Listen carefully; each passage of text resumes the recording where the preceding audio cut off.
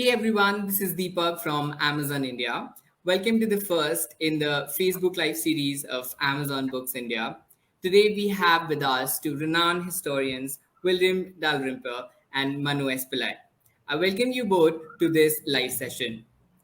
Before the conversation starts, I would like to introduce the speakers. Manu S. Pillai is an Indian author and historian. He has won a Sahitya Academy Yuva Puraskar in 2017 for his debut non-fiction, The Ivory Throne. His book, Rebel Sultans, is now available in Hindi and Marathi as well. William Dalrymple is a Scottish historian and writer. His books have won numerous awards and prizes, including the Thomas Cook Travel Book Award, the Sunday Times Young British Writer of the Year, and many. His newly released paperback box set of the Company Quartet is very popular among readers in India and abroad. The Company Quartet comprised of four individual books: The Anarchy, The White Mughals, Return of a King, The Last Mughal. The collection has the extraordinary stories of the rise and fall of the East India Company. The Company Quartet, Rebel Sultan, The Ivory Throne, and other books by them are available on Amazon India. While you are at it, don't forget to check out Amazon Book Bazaar that goes live every month from 10th to 14th and pick your next book to read. To viewers, I request you to keep posting your comments in the comment section, and our speaker will take them at the end of the session. Handing over the conversation to our speakers now. Thank you, Deepak, and welcome, William. I'm glad that the introductions are out of the way because now we can jump straight into the conversation, unlike the earlier chit chat we were having, which was being live streamed. Anyway, congratulations on the box set. I love the name, the Company Quartet. But let's begin with a technical question. Considering that these were written, it's basically 20 years of work that you've condensed into a little box now. It's quite impressive when you think of it that way. And these were written, with substantial spaces between them. If somebody were to ask you, a kid picking up the box set, after this conversation, what order they should follow? What would you recommend? Would you go by theme? Would you go by chronology? How would you suggest somebody read all the four books? Oh, very definitely by chronology, and the order, as Deepak read it out, is the order I'd like people now to read the books in. The Anarchy is the story of the founding of the company in 1599, which was the year that Shakespeare wrote Hamlet, that long ago, in Elizabethan Shakespearean London. And it follows the story through this extraordinary, incredibly unlikely story, how the company utilized Indian manpower and Indian capital to conquer India. I mean, it's a story that's completely incomprehensible in many ways today, and yet it's true. A small group of London merchants managed to exploit the divisions in India after the collapse of the Mughal Empire, and to set different factions against each other. And by sheer virtue of repaying loans on time, as a good business does, they managed to edge ahead of their rivals. And in the end, India, to its great cost, was controlled by a company out of a small office, 6 windows wide, in Leadenhall Street. Extraordinary moment in world history, and a great lesson today on the power of corporations, how we have to be careful, as careful of hostile corporations as we do of hostile countries. The second volume, chronologically, overlaps slightly with that. It's the first one I wrote, but comes second in the chronological series. It's White Mughals, which takes us from 1795 to 1835. And that is the story of, it's a micro story. It's the story of James Achilles Kirkpatrick, one Scotsman who came to India, fell in love with Heronisa Begum, who was a beautiful Persian, ethnically Persian Hyderabadi, and who converted to Islam and became effectively a double agent working against the company. And the story the book really tells, the story of how behind the obvious story of this sort of colonial imposition of a corporation onto India, there were many more complicated cross currents, with Brits being strongly influenced by and adapting themselves to the India they came to. And a whole lot of, at this period, 1 in 3 company men in India was married to or was living with an Indian woman. So that's that story. The third story opens 5 years after White Mughals closes. It's 1839 to 42. And it's the story of the furthest extent, and in a sense, the most powerful moment of the company, but also the beginning of its downfall. And just as Aurangzeb's Mughal Empire reached its fullest extent just before its very quick collapse after his conquest of the Deccan, something you've written so beautifully about in your book, so with the company, its furthest and most extraordinary moment of expansion was when it took over Afghanistan, marched through the Punjab, through the Bolan Pass, and marched into Afghanistan. And for 4 years, it looked like the company was actually going to take all the territory between the Khyber Pass and the Oxus. Of course, as we know, it didn't end up like that. It was a catastrophe. The client puppet ruler, Shah Shuja-ul-Mulk, who was the direct ancestor, bizarrely enough, of Hamid Karzai, who was the same guy the Brits put in, and so the Americans put in the next round, the one that we're just seeing the end game of now. Didn't get on with the Brits and didn't get on with his own people, and the whole thing ended up collapsing around him. And then famously in 1842, there was this catastrophic retreat from Kabul when the entire, we say British army, an entire East India Company army that was actually, of course, made up of soldiers born in Bihar and eastern UP, was massacred in the winter passes between Kabul and Jalalabad.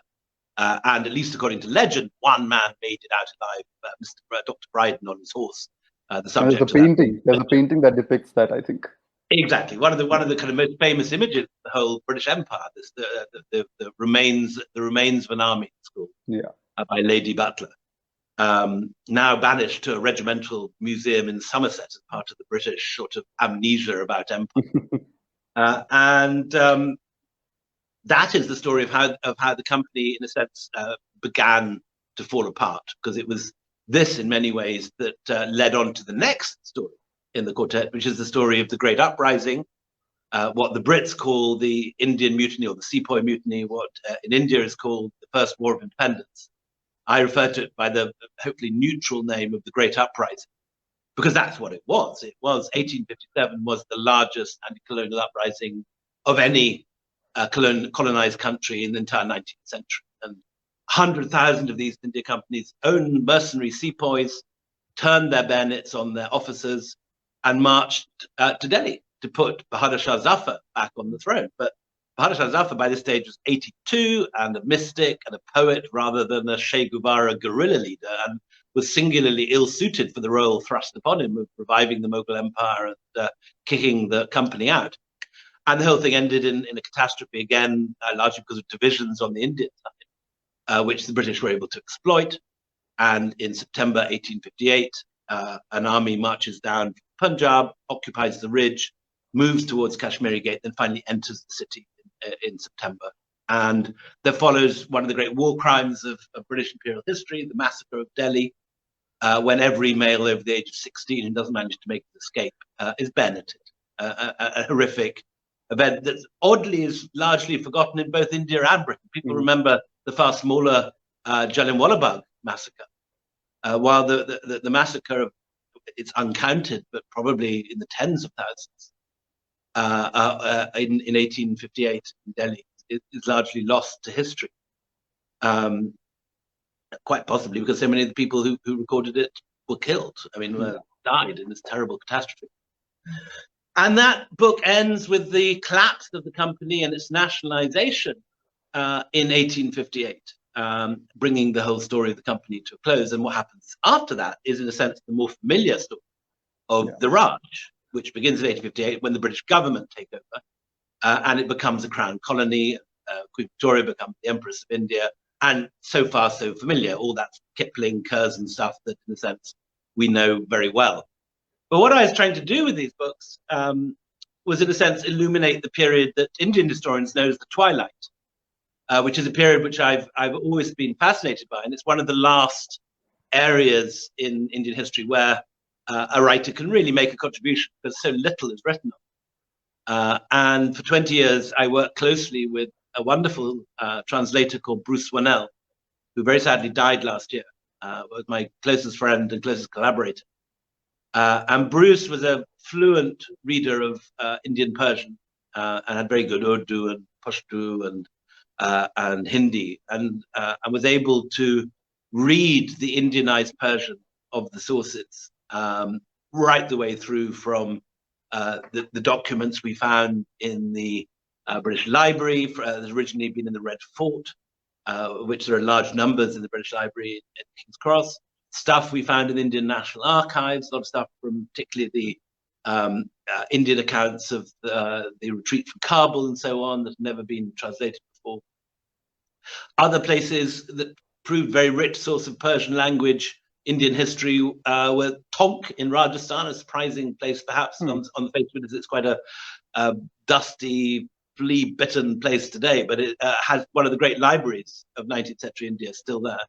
And the Tonk Oriental Research Institute has a spectacular collection of Persian language documents, which Bruce went to and used for particularly the Anarchy.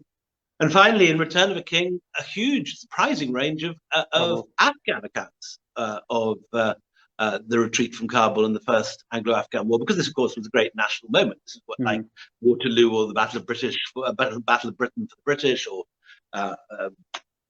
any of the great patriotic battles of Indian history. This is a major moment in national memory. So there are a surprising number of accounts from many different perspectives. And I think if this quartet has anything which is new and interesting and which will be remembered, I'm sure it is Bruce's translation of these rare sources, which have simply never been touched before. And as you know well, this is one of the kind of odd paradoxes of any early modern or modern Indian history, is that so many of the sources are written in Persian, a language that no one in India speaks any longer or reads. And while there are a few academics who can read it, there are very few people that have really good mastery anymore over the subtleties and nuances and the linguistic variations that you find. And it's very, very different from modern Persian, as written and spoken in Tehran today. It's almost a completely different language. It's closer to the written language and spoken language of Kabul today, Dari, but different even from that. So in a sense, you have to be quite good at Urdu and Hindi as well as Dari to read it. Yeah. I'm curious, you didn't mention Hyderabad. So, and he, as I say, he died last year. So in a sense, my door to Narnia has been barred now. I can't go back through the wardrobe and discover that wonderful world quite with the same ease that I used to. But this quartet is completed now, so it's out there, and this is very much Bruce's memorial, and it's dedicated to him. So does this mean you're not going back into company history again? I'm not for the time being. I'm going to leave it for a bit. I mean, I may be back in 10 years or something. So we need a fresh box set then, because one of the things I've noticed about all the books is you mentioned the company's career in India, rise and fall, but equally an important and a very prominent part of, I think, all three of the books, if not the fourth, is the Mughals. They're obviously present. But I always wondered, why it was that you hadn't written something about the company and the Marathas, because I think there is a book there. Because you have the height of the Marathas by the in the late 18th century, and you have the company which was also creeping up in the same period. And they clash in Orissa, they clash in Delhi, etc. There is a story to be told there. So perhaps do you have plans to come back to that at some point? Story to be told there, and you're quite right that this is very. I mean, I live in Delhi, and partly for that reason, this book definitely has a very Delhi-centric feel. Which is something that you in your career, Manu, have managed to balance very nicely with your histories, looking from the Deccan and looking from Trivandrum. And I think one of the criticisms of a lot of Indian history, not just my work, but traditional Indian accounts, is that they do have this bias towards the north and towards Delhi. Someone who is working on the Marathas and writing a parallel set of books to mine with very different account, with a very different perspective and weight, is Uday Kulkarni, who is incredibly prolific, and every year seems to come up with another extraordinary book on Maratha history. So anyone who wants to learn more about the Marathas, Uday is a very, very good source to go to. Just like He's got a I new would one recommend coming out anyone soon, I think. wanting to know Yeah. more about the Deccan history to look at a certain book called Rebel Sultan, one of my favorite No, books. to be fair, though, you have gone into a Mughal successor state in Hyderabad. In White Mughals, it really is about a successor state. It's not the Delhi Mughals. It's Mughal culture as it exists in the south, and that's the other big, interesting thing about all these four books. In one, you've got this large canvas which you're trying to populate and sort of, build a huge sort of story there, or tell a large story there. And then you've got something like White Mughals, which is very much, take a magnifying glass and go in deep into a family relationship. There's so much about marriage. It's about race. It's about the domestic setup. It's about gender to a certain extent. It's about this woman, how her kids go off, all of that. There's a very personal element there, just as you have this company machine kind of a thing in the anarchy. And again, the trajectory mentioned again makes sense, because although you haven't written these books chronologically, you do see in the anarchy there's a certain confusion. The company is rising, but it's also fighting with a bunch of other people. There's plenty of players there. You find in White Mughals, there's still the French influence. There's still a degree of uncertainty. As you said, by the time of the Afghanistan book, you see that the company is very secure. Now it's about geopolitics. It's about the big issues that matters to an empire. But with the last Mughal, you mentioned, of course, the destruction of Delhi, the massacre, etc. One of the things that I remember when I read the book for the first time, a point you made in it, which really has stayed with me since then, is about the legal basis of the trial of the emperor. The last emperor being tried by the East India Company. And you actually say that these people existed in India based on a document the emperor gave them. And they had no locus standi to actually come in and try the emperor. I thought that was just, no, I never thought of it that way. It's a very good point. I have to say it's not a new point. This point has been made by historians for a century. And even at the time, there were some rare voices such as Karl Marx, who writing bizarrely in a New York paper, who make this point. Because yes, the original firman, which granted the company access to India, was given by Farrukhsiyar, and then a whole subsequent list of different privileges that were awarded them came out of the relationship with the Mughal Empire. And the company coins and the company seal, right up until 1832, had Fidvi Shah Alam, or Fidvi Shah, Akbar Shah, the vassal, the acknowledged vassal of the emperor. And it was only in 1832, just as Zafar's about to come to the throne, that that goes from the company seal and the company coins. And so they're quite open, absolutely explicitly, up until that point. The company is there as supposedly the loyal vassal protector of the Mughal realm.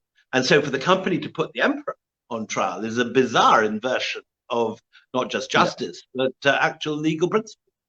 You actually see this throughout the encounter with India, because even in Hastings' time, the issue with Edmund Burke, etc., was very much on, I would say, legal principle and morality, but also legal principle. It was, they were all, I think, a bit confused about how far the company could go. You had the arms and you had the power, but there was always, I think, this hesitation somewhere within the system as well, that what they were doing, I would say that they were perhaps aware that what they were doing was not morally correct. And you get that undertone throughout a lot of these transactions.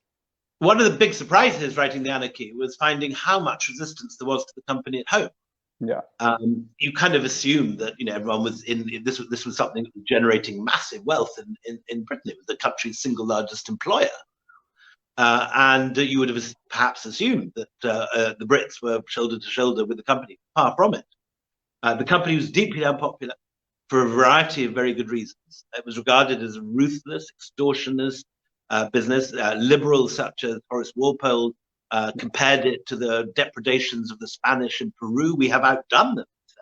They at least had the excuse of religion. We had only the excuse of profit. And so there is widespread acknowledgement, but also there's a deep hatred of these company nabobs returning in their mid-30s or early 40s with vast fortunes, buying up parliamentary seats and expensive properties, misbehaving, often very crude in their manners. And people across different classes and different political opinions hugely dislike these people. And there is a deep suspicion and acknowledgement that what they're up to in India is extremely murky. And this is published even in, a lot of provincial papers. It isn't just the kind of liberal elite in London that are complaining about this. You find this in the Salisbury Journal, takes out an article about, is it true that Lady Clive has £5,000 of diamonds in her ferret's necklace? And this sort of thing. And it's a very live issue, and which makes it all the more comical. It's very interesting publishing these books in both Britain and India. I mean, they go obviously all over the world. They're read in Australia and America too. But Britain and India are two very different audiences for very obvious reasons. And while Indians are very clear, quite rightly, that this was a looting operation operated by a bunch of pirates, and Indians have been clear about this for a long time. For a long time, yeah. In Britain, this is all quite new, and Brits are brought up to have the view in their history textbooks that Britain is this country that saw off slavery and the Nazis. So, in our own slightly warped self-vision, we are this liberal force fighting against racism throughout. Yeah.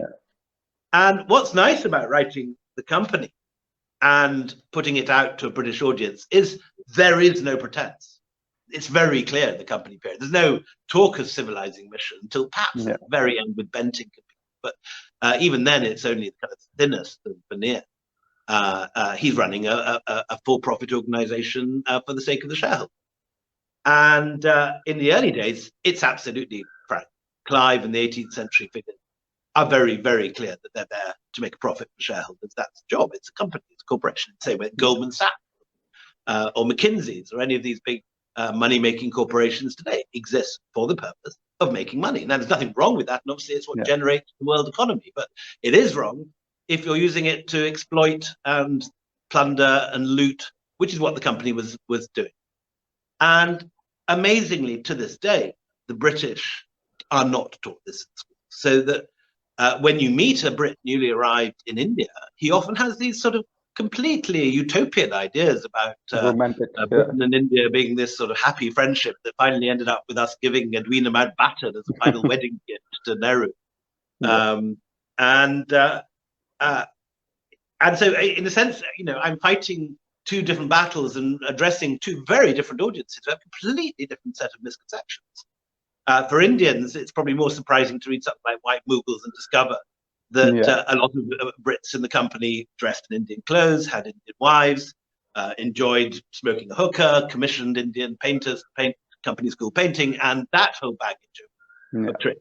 For the Brits, the surprise is that Clive, whose statue to this day sits outside our Foreign Office and behind Downing Street, was a war criminal and a pirate. I think you call him a sociopath somewhere. It's the other thing that I also noticed. I've got one more question about your own sort of evolution as you wrote all these books. You've basically been tackling the idea, the topic of colonialism over the last 20 years in different books. Obviously, there must have been surprises and revisions and so on of your own opinions. But before that, one of the other elements that perhaps you didn't consciously sort of string through all the books, but one thing that does sort of nag at me every now and then is the French presence as well, in the sense that so much of what the British did in India was also derived by all kinds of paranoias born of their rivalry with the French in Europe. And that sort of ends up having policy repercussions here, the growing armies in the 18th century. That conflict with the French, again, is not something we pay much attention to in our regular standard history textbooks, but it's sort of there simmering in the background. So one of the reasons I think you see that in the Anarchy as well, and also in White Mughals, is the French are this bogey in the background, and then the British often, either out of fear, irrational or irrational, they're constantly responding to something there, and that ends up having repercussions for India and Indians. And the same is true in Return of a King with the Russians, because as soon as they got rid of the French, they begin fussing about the Russians. And the Russians is equally a kind of mythical bogeyman. The Russians are a very, very long way away.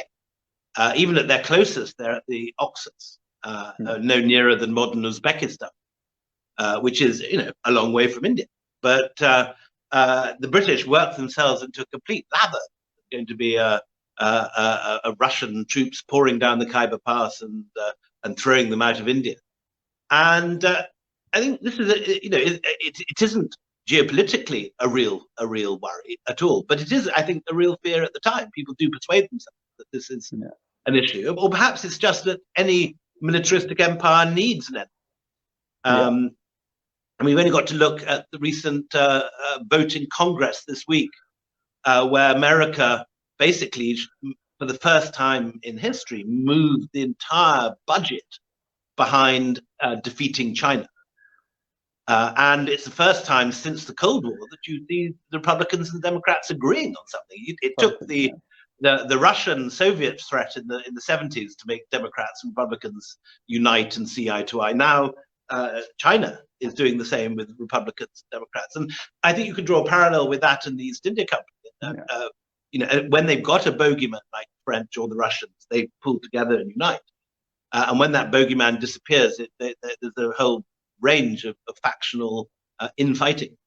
Yeah, it's quite remarkable because there's so much clear anxiety there. You know, the empire, I suppose they always presented themselves as a very orderly affair. But one thing that comes through all these books is that it was never orderly. It was often quite painful, often full of blunders. And, you know, often I think there was no plan. It was just, you know, these things happened and then they had to sort of work around various things that happened. And you make this point in The Anarchy also about how the company director sometimes had no idea what was going on in India. The bosses in Calcutta had no idea what was happening in the field far away, you know, in the Deccan or in Mysore or wherever. So there's this constant sense of tension, I think, which aggravates this need for an enemy. You always feel you're under siege, and that siege mentality results in this terrible, terrible thing called, you know, colonial rule. When you're researching the company, it's always important to be aware, in a sense, there are three levels of documentation. There are the provincial centers, and for the history I've been writing, mainly based in North India, the best archive for that is now in Lahore, rather picturesquely in Anarkali's 2. And that contains all the documentation of the company from places like Ludhiana, where they're doing their spying operations, rather like Berlin in the 30s. Ludhiana is the center where the spy master, particularly Claude Way, is looking over the passes of the Russian. Then you have the level of documentation that generated by the company headquarters in Calcutta. And that documentation today is in Delhi, in the National Archive, or was in the National Archives until it got packaged up and as part of the Central Vista map. I don't know what historians are going to be doing over the next few years, whether they're going to be able to access any of this stuff, but that's a separate issue. And so anyway, that level of stuff is available in Delhi. Then you finally have the London Island, which is the British Library now. It used to be a separate office, but the India Office Library is now part of the British Library. And there you get the documentation of the head office in London. And all three are quite often talking completely cross purposes. Yeah. And the London office often operating a whole year or a year and a half behind what's happening on the ground in India. So by the time that, a letter that is written by Wade in Ludhiana, by the time it reaches London as a reply, the whole war has been fought or lost, and half the cast are killed, and the letter that arrives back from London is totally irrelevant. Completely missed the point, and it's often in those gaps that you find the key to what's happening, particularly where local officers, often for reasons of self-enrichment, because if you conquer somewhere, you can plunder it. Literally, the rule is that if you take a city by the sword, this is not just a rule of the company, this is the rule in India too, that if you took a city by storm and the city resisted, you could plunder it. While if the city surrenders and submits, you can tax the people, but you can't do a wholesale rape and plunder, like, for example, happened in Tipu's capital in 1799, when every last bedstead and sword and dagger gets plundered by the company.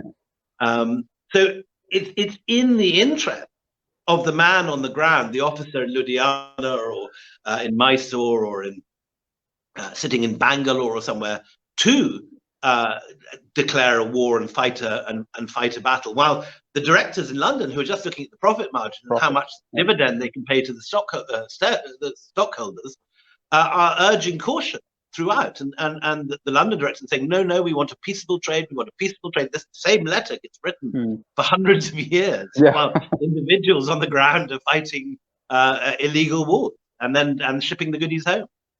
I think hundreds of years is a good way to put it, because I do remember seeing a letter like this, or a statement about how these people were preoccupied with military ideas, where their bosses were saying no. In the 17th century, and you have something similar with Lord Wellesley in the early 19th, and it's constantly the same pattern.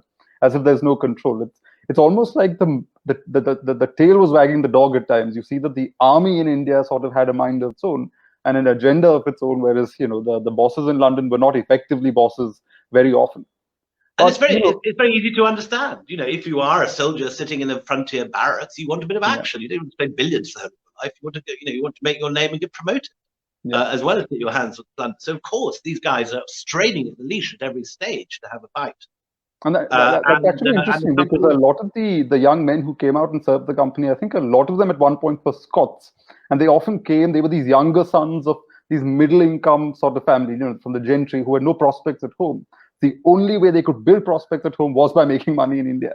So they had an incentive, I suppose, in a cultural sense also, to try and make a buck when they could, and then get back to their. This is very much the story of my family, and one of the reasons I've written this set of books is because it is my family story too.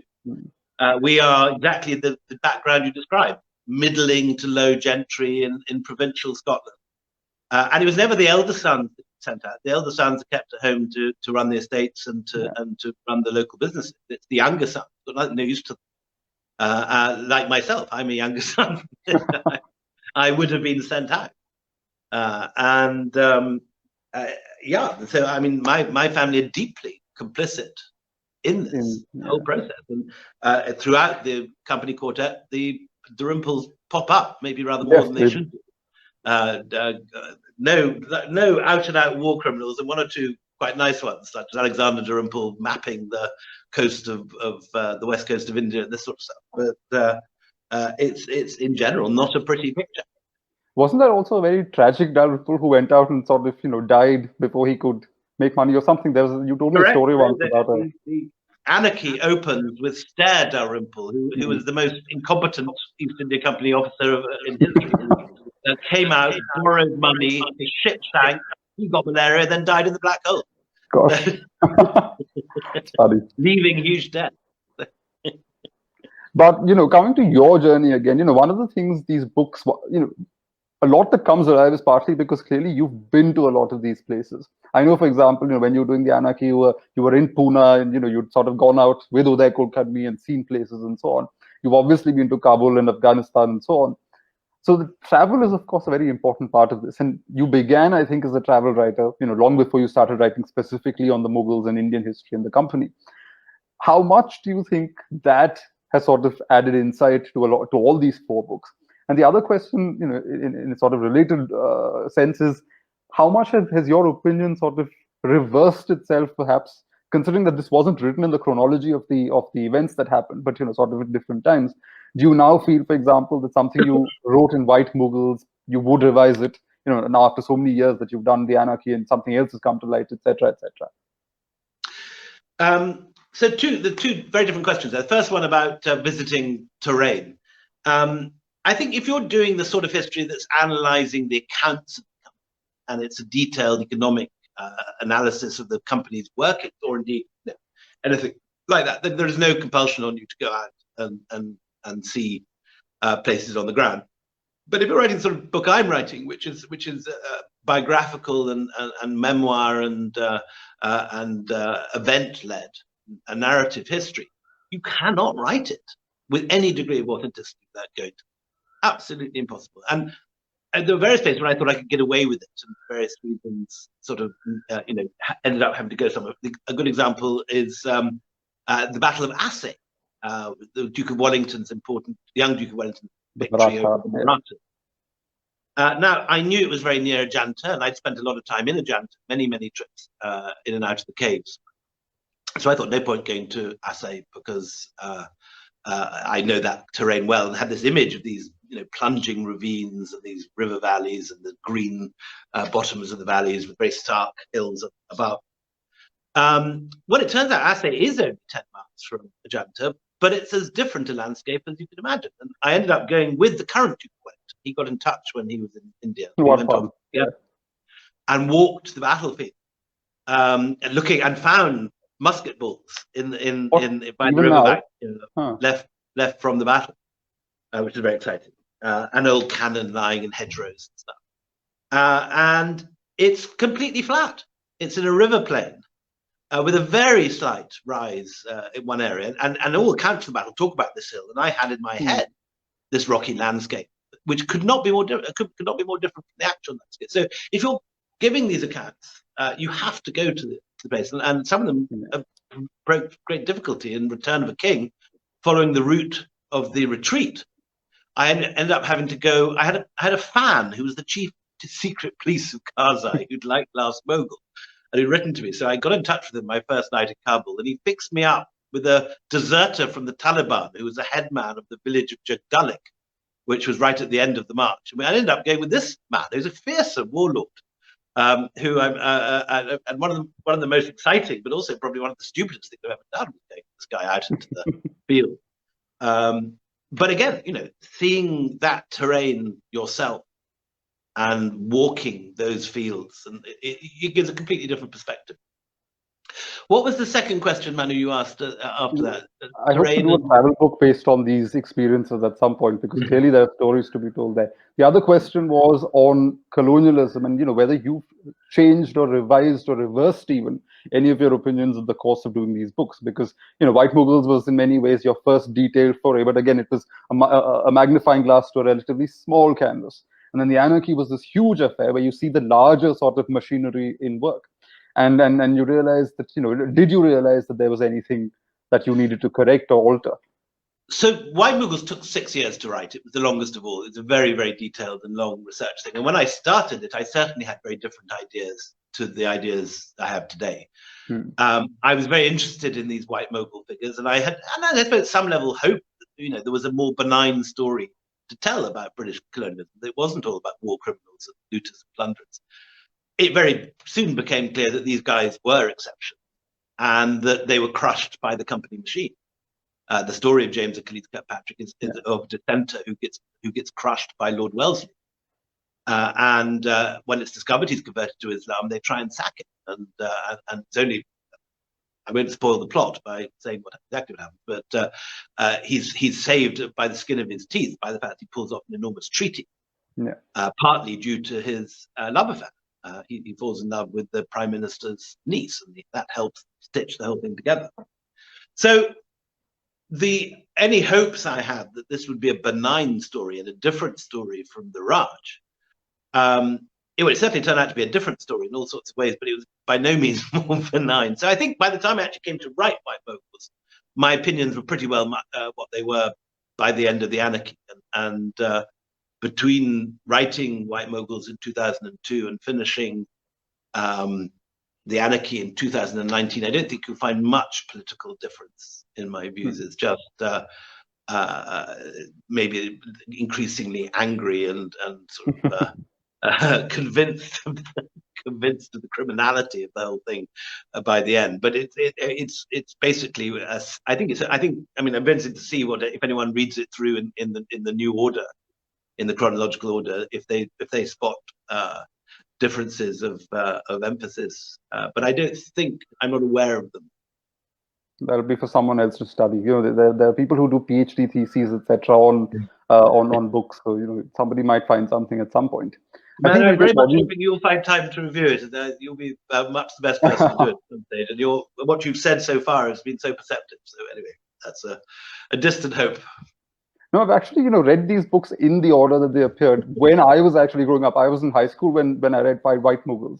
And then over the last few years, and I've read the other books since. So I've sort of, gone sequentially as they appeared in the market. We'll take audience questions, but by the time they post all of them, one last question. What are you working on now? You gave me a sense before we started live streaming this. So perhaps for the audience, you can give them a brief glimpse of what you're working on. So I've gone back to an old interest of mine, which I've written a lot of magazine articles and periodical pieces about over the years, but I've never actually published much about it between hardcovers, other than odd essays in the Age of Kali and 9 Lives. And this is the whole magnificent story of early Indian civilization and the diffusion of it out into the rest of Asia and the world. I've always loved Gandharan and Kushanat. I've always loved the Ajanta caves. They've been writing about 20 or 30 years in Pallava. But this book brings it all together. And the idea, it's called The Golden Road. And it's the story of how, between the time of Ashoka and the 11th century, India exported its civilization, its ideas, its cultures, its way of life, its languages, its numbers, and its science to an incredible great swathe of the world. Part one in this book is the story of Buddhism's journey north and eastwards through what's now Pakistan and Afghanistan, ancient Gandhara, into Central Asia, and then along to China. And it culminates.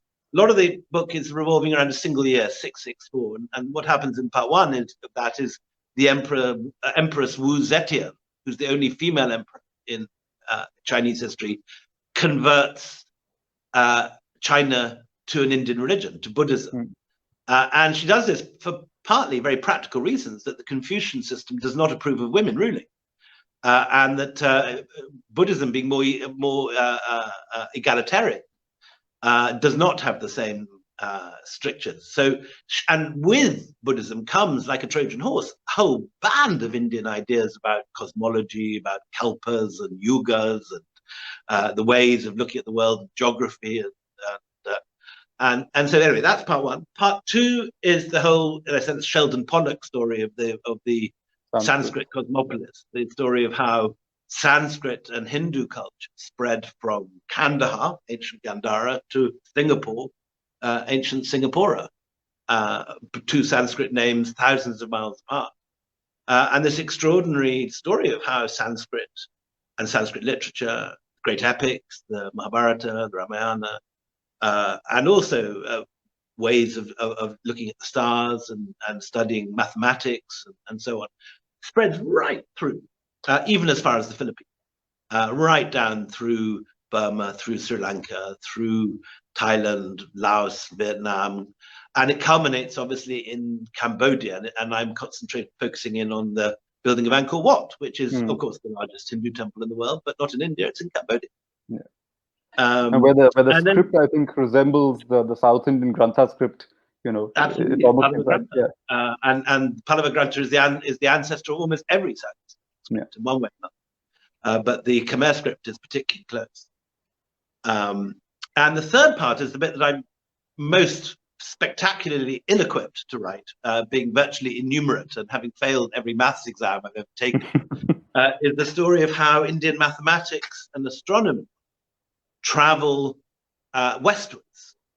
And the way it happens is very interesting. Again, 664, same year that Wu Zetian comes to power.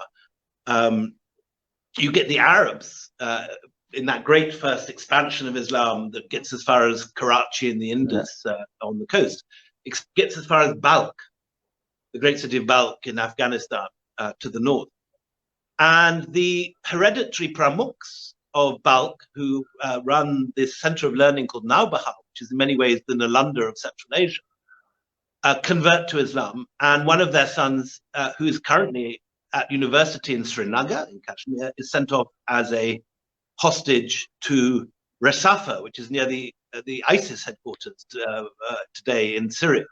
And there he meets Al-Mansur, who's the future caliph of the Abbasid, leads the Abbasid revolution. And they together build Baghdad. And the pramukhs become the Barmakid in Arabic, who are the viziers of Abbasid Baghdad for 4 generations. And they bring the Sanskrit learning that they've been brought up with to Baghdad, which is how you get the beginnings of the Beit al-Hikmah, the great center, the great library of Baghdad, and why what the West knows as Arabic numbers, in fact, are Indian numbers brought from India at this time and adopted by the Barmakid intellectuals and then spreading throughout the Islamic world. And the final chapter is the story of how a young boy from Pisa is sent off to school in Algeria because his dad runs the customs house.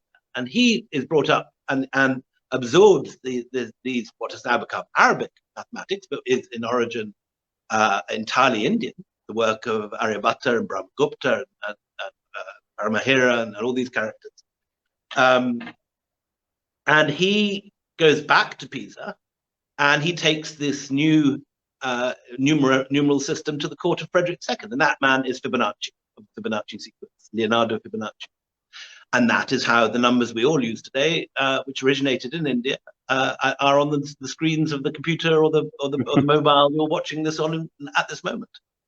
So and it's a clearly, story some people know some bits of, but it's kind of a story that lots of people don't know lots of other bits of. And if you see it all as one thing, which is this sort of vast diffusion of Indian ideas, it's something which I think, Indians should be very proud of. And there is this vague idea that, India had sort of, space travel at the time of the Mahabharata, or plastic surgery, Ganesh and all the rest of it. But the real story is so spectacular and so unknown, even to many Indians, many of these aspects, and certainly the nuances, that you don't need to make it up. You don't need to chest beat crazily about internet at the time of the Ramayana or something. The real story of the brilliance of Brahmagupta's mathematics and his understanding of the curvature of the earth, the story of how the Mahabharata names from the Mahabharata crop up in Thailand and Java and Indonesia. Indian forms of architecture can be found as far away as Japan and China. These are extraordinary stories, and there's libraries. This is not new, any of it. But I think it's been brought together in one book, so that's what I'm working on, and have systematically bitten off more than I can chew. It'll be a while. Zooming further and further out, this is a trans-regional, transcontinental kind of affair. So it sounds very exciting. I'll take audience questions now. The first question is, it's actually it makes sense. Of all the 4 books that you've written and which are part of this, which is your favorite work, and which was the most challenging? Oh, difficult question to answer. The one I got most obsessed about was White Mughals, and I kind of had to sell half my goods to finish that book. It took 6 years, bankrupted me.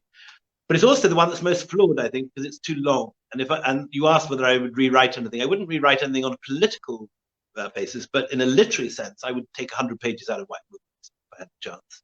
It's just too long and too detailed. I think you may have had a similar problem with the Ivory. I do. I have the same feeling now that I would have taken chunks of it out if I had a chance. But yeah. When one has a new baby and one discovers history and lives in the archives, there is a danger sometimes one can't see wood from trees that puts everything in. But I suppose the 2 I'm most proud of, I think, are probably the first and the last, chronologically, the Anarchy at the beginning and Last Mughal at the end. Okay, another question. How were you first introduced to Indian history? I would imagine through your travels. So I had originally wanted to be an archaeologist in the Middle East. I actually had no interest in Indian, although my family had been here for generations and I have Bengali blood. I knew nothing of this growing up, and there was nothing Indian, nothing obviously Indian in the house. I mean, some colonial families grew up with sort of, elephant's legs where people kept the umbrellas or something. There was none of that.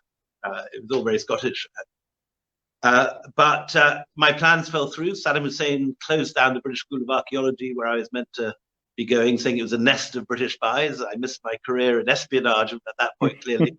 And I ended up going with a friend to India at quite short notice and teaching Indian history in Dehradun, not the great Doon school, but a local school called St. Joseph's Academy, run by the Irish Christian Brothers. And I literally learned it with the school textbook on the flight from Heathrow.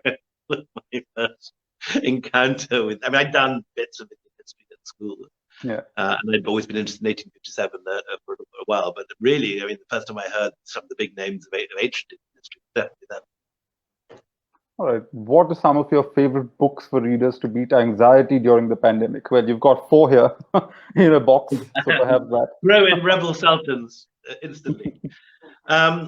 What would I recommend to? What have I? I mean, okay, we'll do some all-time favorite books. All-time favorite novel, among the great classics, War and Peace, Tolstoy. A boring answer because everyone says it who's ever read it, but it is the greatest novel ever written, and anyone that loves history particularly must read that book. And the pandemic is the great opportunity to tackle a 1,000-page Russian novel.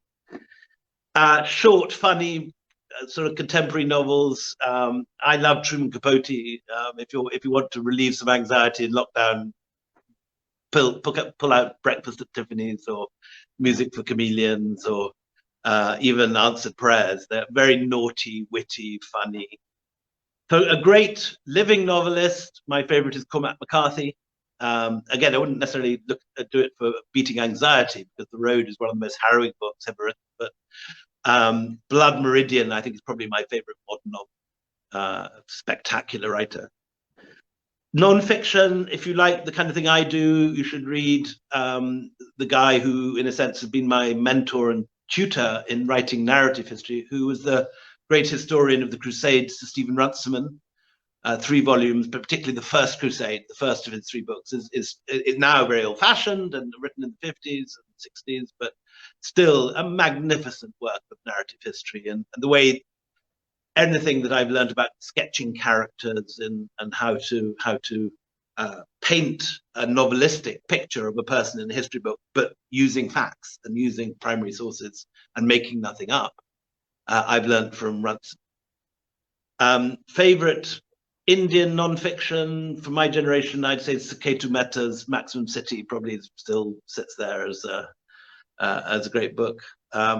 Favorite writers today, people still, I love Janice Parrott's work. I love Amitav Ghosh's Glass Palace, I think, is one of the great books of our time. And for younger historians, a certain Manu S. Pillai I'd recommend, Ira Mukoti, working interestingly on the French in India at the moment, and going to produce a very interesting book of exactly this missing area that Manu was talking about earlier. All right. Next question is on whether you'll ever take up the fall of the Sikhs and their encounter with the company.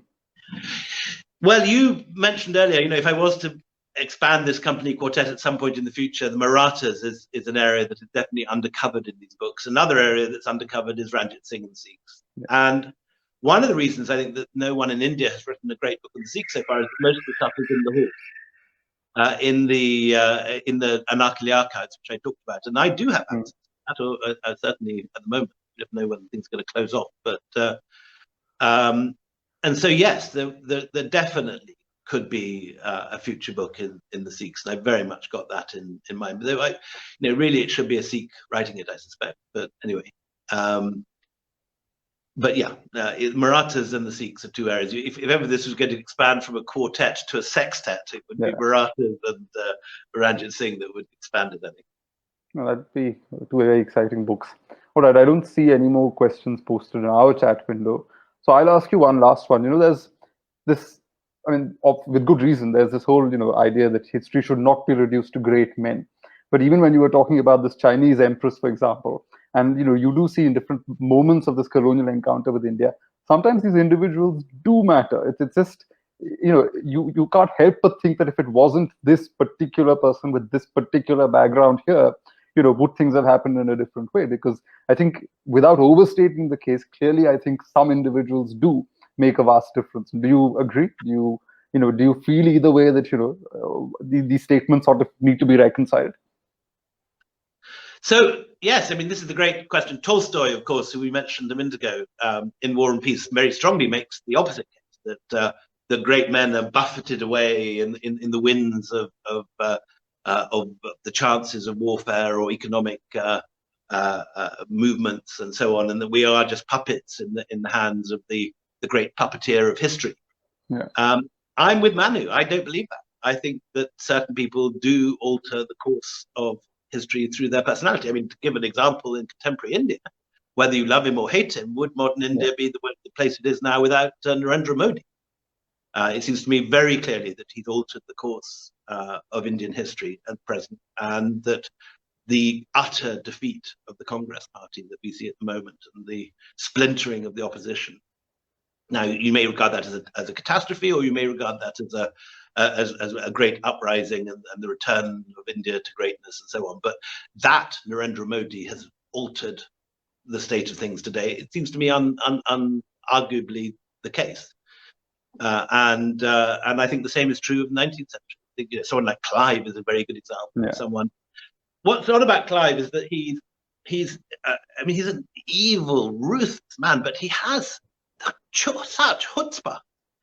he takes on odds that I would never dream of risking, and not just once, but over and over again. And then kills himself. All his greatest victories, whether in the Carnatic Wars in the 1740s, or when first fighting Siraj-ud-Dowlah outside Calcutta in the mist, invading a camp of an army 10 times his size at night in the mist. I mean, so many things could have gone wrong. Everyone should have warned him against that, and yet it had the effect he wanted.